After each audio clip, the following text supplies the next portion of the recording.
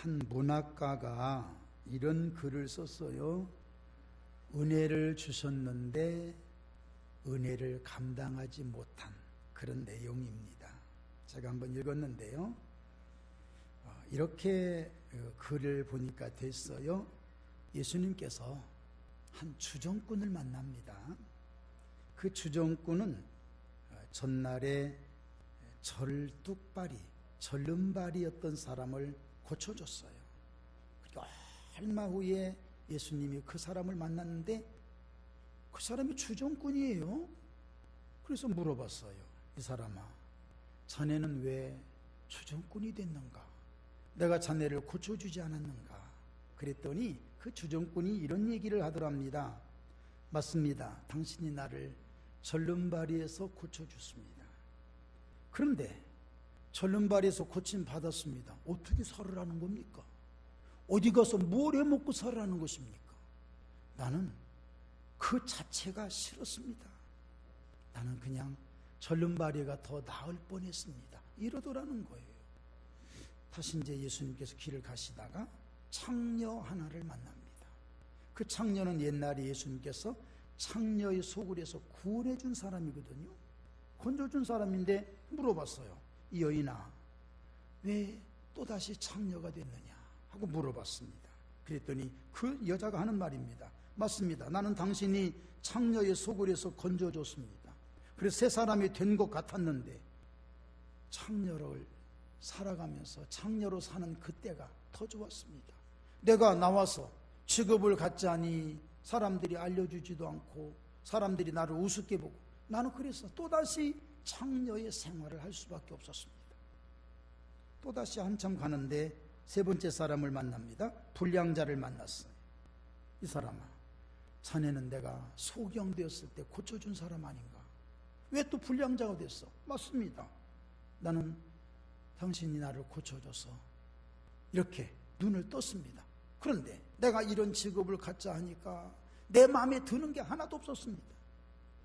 나는 그래서 주정꾼이 되고 폭력자가 되고 폐인이 돼서 이렇게 살아갑니다. 어떻게 보면 참 희한한 얘기 같습니다만 은총을 은총으로 살려내지 못한 사람, 빛을 빛으로 살려내지 못한 인간상을 그려주고 있다는 말입니다. 좋은 것을 주셨건만, 좋은 사람으로 고쳐주셨건만, 새 사람으로 만들어주셨건만 좋은 것을 좋은 것으로 여기지 못하고 새 사람이 됐는데도 새 사람인 줄 모르고 살아가는, 갑자기 이런 얘기가 생각나네요. 흔히 우리는 구약 성경을 보면서 이런 얘기합니다. 젖과 꿀이 흐르는 땅이다. 나는 진짜 어렸을 때요, 성경을 공부하면서 배우면서 야, 진짜 가나안 땅에 들어가면 젖이 있고 꿀이 흐르는 줄, 난 그런 줄 알았어. 그랬더니 이스라엘 백성들이 그 땅에 들어가면서 젖과 꿀이 흐른 게 아니에요. 그들은 가서 젖과 꿀이 흐르도록 만들었어요. 그래서 젖과 꿀이 흐르는 땅이 되게 한 거예요. 그런 노력이 반드시 필요한데 젖과 꿀이 흐르는 땅으로 생각하고 착각하는 이스라엘 백성들이 그래서 실패한 사람이 참 많았습니다. 소경에서, 창녀에서, 주정꾼에서, 절뚝발이에서 고쳐줬으면 고쳐준 만큼 고쳐준 것에 대한 은혜를 받으며 살아야 되는데 그걸 망각해버리고 사는 사람이 오늘날에도 많습니다. 그래서 오늘 우리는 이것 생각해야 됩니다. 우리는 창녀에서 또는 소경에서 그들이 받았던 은혜 이상의 복을 이만큼 받고 사는 것에 대하여 감사할 수 있는 믿음의 성도님들이 되시기를 바랍니다. 자, 오늘 말씀 같이 상고합니다. 24절부터 26절까지 우리 같이 봉독합니다. 이날은 여호와께서 정하신 것이라 이날에 우리가 즐거워하고 기뻐하리로다. 여호와여 구하옵나니 이제 구원하소서. 여호와여 우리가 구하옵나니 이제 형통하게 하소서. 여호와의 이름으로 오는 자가 복이 있으며 우리가 여호와의 집에서 너를 축복하였도다. 아멘. 오늘은 금년도 추수감사주일입니다. 시골의 추수감사주일은 어렸을 때 보니까 거창해요.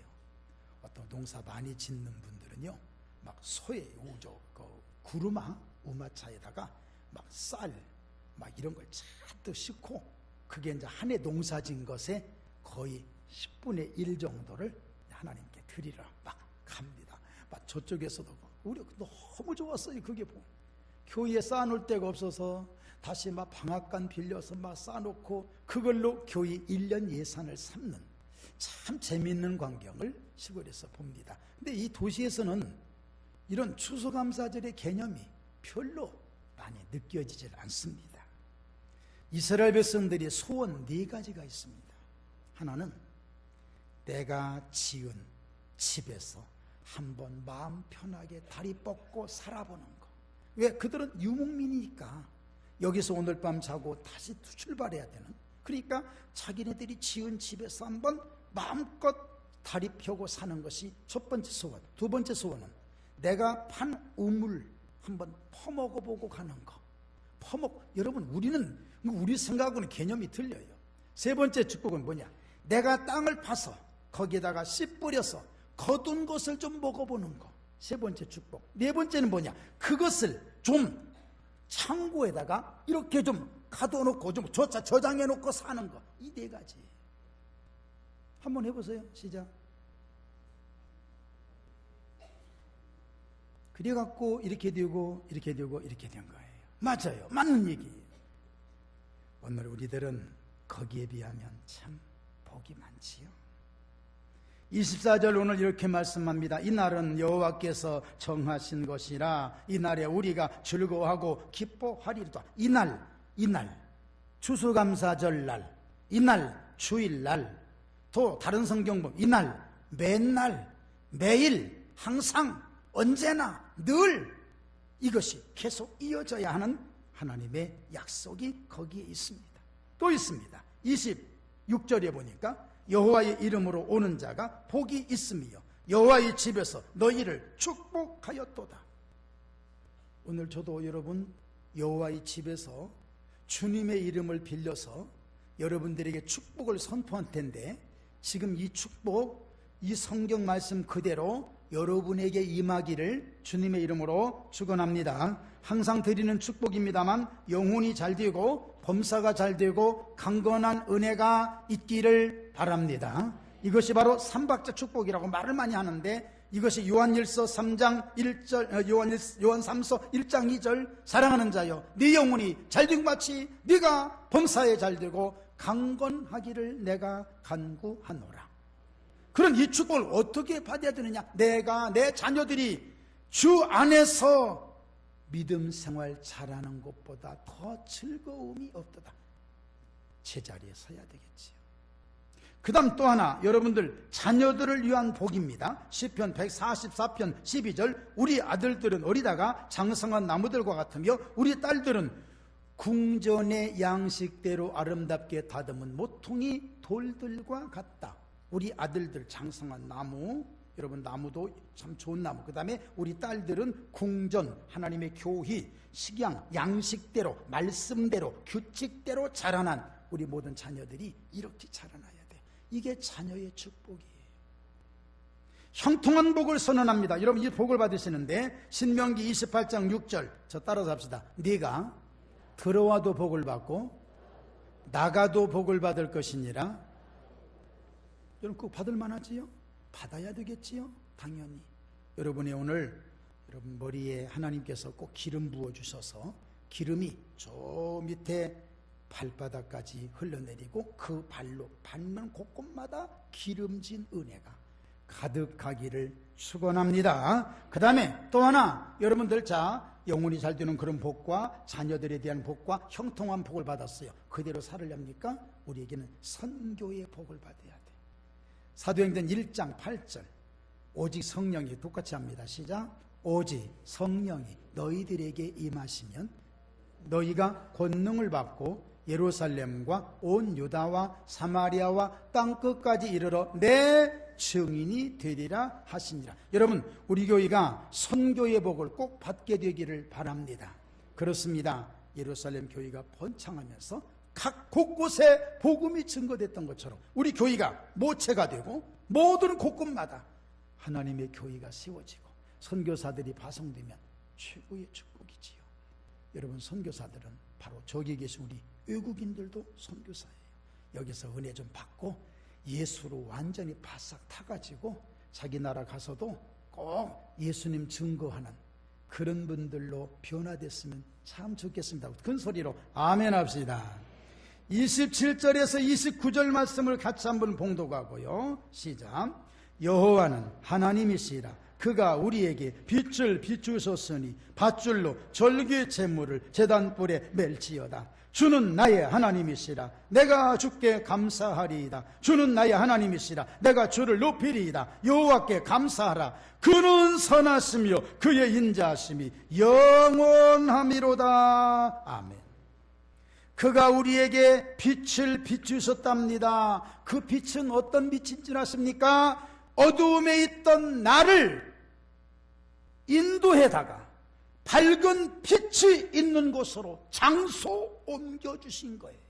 세상에 있는 나를 불러다가 하나님 교회에다가 세우시고 빛을 받게 만들어 주신 빛의 축복. 아멘. 최고의 복이지. 말라기 4장 2절에는 그 빛을 또 이렇게 표현합니다. 내 이름을 경외하는 너희에게는 공의로운 해가 떠올라서 치료하는 광선을 비추리니 너희가 나가서 외양간에서 나온 송아지같이 뛰리라. 여러분, 하나님의 은혜는 태양처럼 빛이 쫙 비춰지는데 그 빛을 받기만 하면, 옛날에 우리가 어렸을 때 일본 히로시마에 떨어진 원자탄에 대해서 우리가 이렇게 얘기를 들었어요. 미리 원자탄이 떨어질 테니까 피하십시오, 피하십시오. 그 말을 듣고 피한 사람은 건강하게 되고 안 피한 사람은 그냥 거기서 죽었고, 어떻게 되나 하고 요만큼 반에서 반절은 몸에 있고 반절은 이렇게 본 사람은 반절만 타서 죽었다. 이렇게 얘기를 들었어요. 여러분, 주님의 빛은 원자탄 빛보다 더 강합니다. 오늘 여러분 마음에 그 빛이 비춰져서 어두움이 싹 몰려가고 모든 치료되어야 될 부분들이 다 치료되는 오늘 그 역사가 있기를 주의 이름으로 축원합니다. 그게 빛이에요. 또 하나, 오늘 성경 보니까 밧줄로 절기 제물을 제단 뿔에 멜지어다. 로마서 12장 1절에 보니까 그러므로 형제들아, 내가 하나님의 모든 자비하심으로 너희를 권하노니 너희 몸을 하나님이 기뻐하시는 거룩한 산 제물로 드리라. 이는 너희가 드릴 영적 예배니라. 우리는 지금 제물이에요.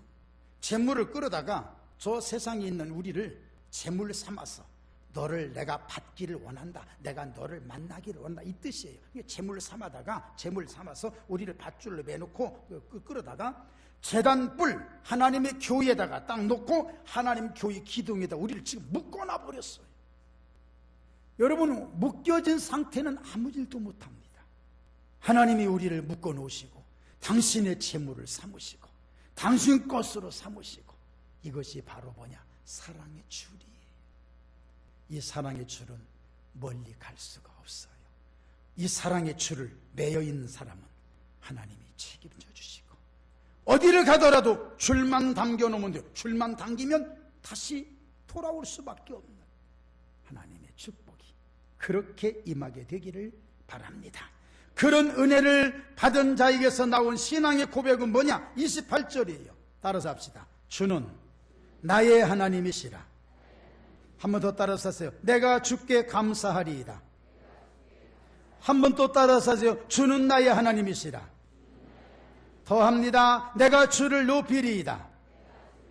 여러분, 오늘 이 은혜가 있기를 바랍니다. 주는 나의 하나님이십니다. 주님은 나의 하나님이십니다. 나는 주님만 사랑합니다. 이 고백이 너무나 많아야 돼요. 우리 삶 속에 이것이 가득해야 돼요. 굳이 어려운 감사 찾아서 하려고 하지 말고 아까 10가지 해보셨습니까? 여러분 나름대로 뭐 했었어요? 뭐. 첫째, 뭐 감사하셨어요? 시작.